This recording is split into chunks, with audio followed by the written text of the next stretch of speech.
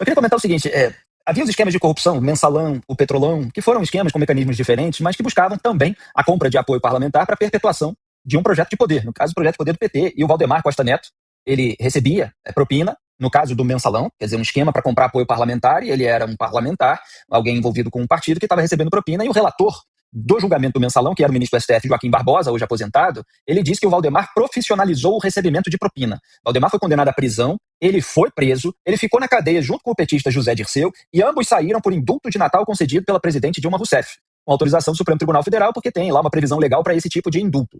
Nenhum cumpriu a pena completa. Eduardo Cunha, condenado na Lava Jato, também não cumpriu toda a pena que tinha que cumprir. Houve todo esse desmantelamento da Força-Tarefa Anticorrupção, anulação de provas, de condenação. O Cunha se beneficiou de diversas manobras que foram feitas pelo Supremo Tribunal Federal. Eu acho curioso também que agora o ministro do STF fique apontando os esquemas do Valdemar, os esquemas do Eduardo Cunha, que o próprio STF ajudou a aliviar. Quer dizer, você não tem responsabilização, não tem punição, não tem como se livrar no sentido da administração pública de pessoas que incorrem nesse tipo de ato. E aí elas vão e aparecem de novo nesse noticiário policial/político.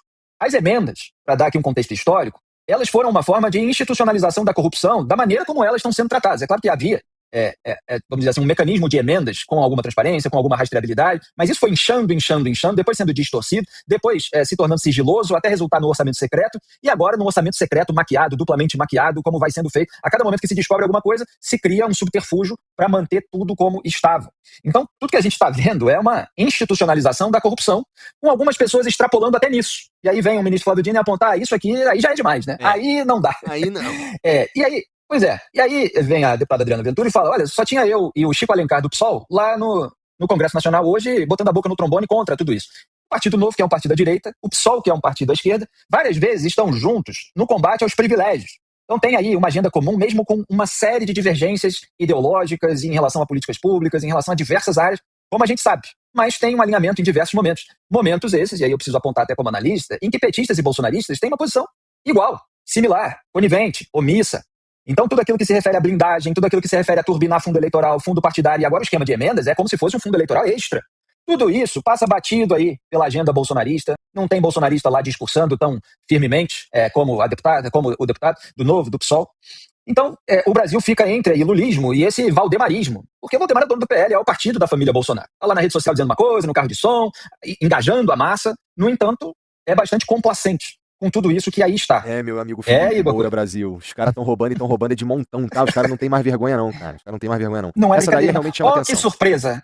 Eu estou sendo irônico, obviamente, Igor, porque eu passei anos ao longo de todas essas investigações aí, desde lá de trás, ainda na esteira de Mensalão, mas depois Petrolão, aí veio Lava Jato, aí houve todo o desmantelamento do combate à corrupção, teve 2 etapas ali que eu já descrevi essa cronologia aqui no Flow, mas teve um momento em que os investigadores chegaram na Petrobras, aí primeiro atingiram o PP, o partido do Arthur Lira, do Ciro Nogueira, aí depois veio uma outra diretoria que era mais ligada ao PT, e aí depois se atingiu o PSDB, depois se atingiu o Michel Temer. Quando chegou no Alto Tucanato, no Temer e numa ala do Poder Judiciário, quase tudo ao mesmo tempo, ali por volta de 2017, Gilmar Mendes, lá no Supremo Tribunal Federal, que antes apontava o modelo de governança corrupta, petista, a cleptocracia descoberta, revelada pela Lava Jato, se voltou contra a operação.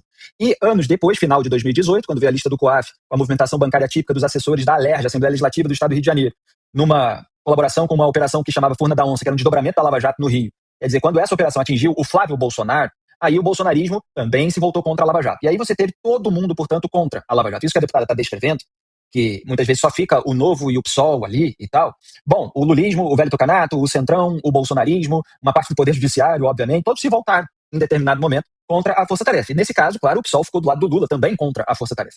Então, houve um aniquilamento do combate à corrupção. E eu apontei, olha, obviamente, os esquemas criminosos, eles serão recriados, serão transformados, eles continuarão funcionando, podem ter novos modelos, mas esses mesmos personagens, esses mesmos protagonistas, eles vão aparecer em novos escândalos. O Estado está sendo distribuído para essas pessoas que têm um histórico de condutas imorais, etc. Vai aparecer escândalo nas estatais, vai aparecer escândalo de emenda. A gente estava apontando desde a raiz o abuso na distribuição de emendas parlamentares. Você tem a individual, você tem a de bancada, e apareceu essa de relator, que já era uma distorção completa. As de comissão começaram a ser distorcidas, como a deputada descreveu. Então você tem 4 tipos de emenda, as 2 originais, vamos dizer assim, elas já tinham alguns escândalozinhos, né? As outras tiveram os seus escândalosãos, mas ninguém quer mudar. Uhum. Ela está descrevendo isso. Você tem o presidente da Câmara, Hugo Mota, o presidente do Senado, Davi Alcolumbre, eles ficam defendendo os parlamentares, como saíram em defesa do Jacques Wagner, que também foi alvo de busca e apreensão num outro caso, né, envolvendo o ex-sócio Daniel Vorcar, no caso Master. Então você sempre tem um corporativismo que não é só, vamos dizer assim, a defesa dos pares, porque eles são meus coleguinhas de profissão. É a defesa do mecanismo. o mecanismo ele já é desvirtuado por si só. Quer dizer, nem precisa aparecer esse caso do sujeito sem mandato parlamentar, como é o Valdemar, como é o Eduardo Cunha, para que a utilização das emendas seja vista como escandalosa. Já é há muito tempo. Quer dizer, agora você tem novas cerejas do bolo desse desvirtuamento da utilização de recursos públicos, dinheiro dos pagadores de impostos brasileiros. Mas quando você tem um rebaixamento ético da sociedade também, porque aqui não se tem pano para vários segmentos da população. Claro que não é o povo inteiro do Brasil, mas você tem um rebaixamento ético de uma parte significativa da sociedade, e isso se espelha na política, e obviamente a política ela turbina esse rebaixamento ético. Aí você tem toda uma casta de uma geração de políticos. Na verdade, a gente já está aí nas novas gerações. Né? Eduardo Cunha era presidente da Câmara lá atrás, Hugo Mota, agora já é o discípulo do discípulo, né? Passou por Arthur Lira e tal. Então você tem várias gerações de um rebaixamento ético, moral muito grande. Então essas pessoas estão defendendo a obscuridade. Elas estão defendendo que a distribuição de recursos seja feita de uma maneira que a sociedade não possa vigiar. Quando eles falam, está tudo no portal da transparência, mentira, não tem todas as informações lá, senão o Flávio Dino não estava dando esse tipo de decisão. Então, não se pode perder a capacidade de se indignar em relação a isso. E a gente vê a corrida eleitoral, você tem duas lideranças, lulismo e bolsonarismo, que são complacentes com tudo isso há anos. Então, você pensa, como é que o país vai sair disso? Então, claro que não é uma questão só eleitoral, porque muitas vezes as pessoas tentam reduzir tudo a uma questão de voto. Não é a postura da sociedade. É como é preciso resgatar a ética, como é preciso resgatar a vigilância sobre quem quer que seja. Seja eleito Lula, seja eleito Flávio, Caiado, Renan, Zema, Augusto Cury, Joaquim Barbosa, quem quer que seja. É preciso ter vigilância, é preciso ter cobrança dos órgãos de fiscalização e controle, é preciso impedir na raiz as indicações políticas desqualificadas, é preciso impedir que pessoas autoritárias comandem esses órgãos, que camaradas do integrante de um tribunal superior sejam responsáveis pela denúncia dos próprios integrantes em caso de cometimento de crimes. E aí eles acabam não denunciando, porque são aliados. Então é uma série de elementos que eu aponto na raiz há muitos anos, que algumas outras poucas pessoas apontam na raiz, e resultam em tudo isso aí. Mas o Brasil está com uma sociedade anestesiada em relação à corrupção, em relação à falta de ética. Então as pessoas estão discutindo aí quem é o menos ladrão. E estão defendendo quem rouba não tanto, quanto aqueles que tiveram maior oportunidade do fundo, mas isso eles não dizem. Né? E quando defende quem rouba menos, está defendendo alguém que não teve ainda tanto tempo no poder quanto aquela pessoa que está dizendo que roubou mais. Então você vê, é uma discussão completamente desvirtuada do ponto de vista moral, do ponto de vista ético, e sem essa base, fica muito difícil você ter o resto, você ter um país funcional, um sistema funcional, que a saúde funcione, que o sistema de ensino funcione, que a segurança pública exista. Olha, Igor, eu tô em Nova York. Né? Se alguém entrou aqui no programa no meio e não entendeu porque eu tô aqui participando virtualmente, eu tô em Manhattan. Primeira coisa que me impressionou em Manhattan, Igor, é que eu posso utilizar o celular na rua. Cara, isso é um negócio incrível. Pra gente que mora em São Paulo, pra gente que veio do Rio de Janeiro, né? Eu posso falar que eu tenho essas duas semelhanças com você. Olha, hoje em dia você ficar tranquilo de mexer no celular na rua, você não precisar ficar com o radar mega ligado, ou você não usar. Olha uma diferença imensa, cara. E a gente anda até ali a Times Square, que é um lugar com gente do mundo inteiro, lotado, um tanto caótico, etc. Cara, tá todo mundo no celular. Não compra cachorro quente lá, porque os caras vão te enrolar. Eles me enrolaram. Paguei $10 num cachorro quente, não compra. Isso. Tem enrolão pra todo lado, cara. Tem. E aliás, tem um cheiro de maconha aqui em Nova York, que olha, impressionante. Parece Estúdio Flow a céu aberto aqui em Nova York. Mas cara, o celular. Eu sabia que ele ia dar gargalhada, eu não aguento. Eu adoro fazer o Igor rir nesse programa. Mas você ter essa sensação de segurança numa cidade, cara, que é muito movimentada, que é muito frequentada, que tem gente do mundo inteiro, e você olha pra sociedade e você fala, cara, que loucura, porque o celular foi feito pra você mexer com a mobilidade. Ele é o telefone móvel, né? Como a gente chamava lá na raiz. É aquele para você circular com ele, para você resolver uma situação de onde quer que você esteja. E você não pode fazer isso, cara. E quando você olha lá para o Congresso Nacional, as pessoas estão tratando de resolver esse problema? Não. Você tem uma exceção ou outra, cara, de parlamentar que está querendo uma medida para endurecer o combate à criminalidade, etc. Você tem muito discurso de palanque, de carro de som, de rede social, mas de gente que, no fundo, protege criminoso de colarinho branco. Gente que, no fundo, protege os mecanismos que são utilizados para lavagem de dinheiro de gente corrupta, de gente que ocupa a máquina pública, a administração pública. Então o sujeito, às vezes, ele fala contra a facção criminosa. Essa facção criminosa tem que ser classificada como terrorista, é um absurdo que a população viva sob o jugo dessas pessoas, e tá lá desmantelando o combate à lavagem de dinheiro.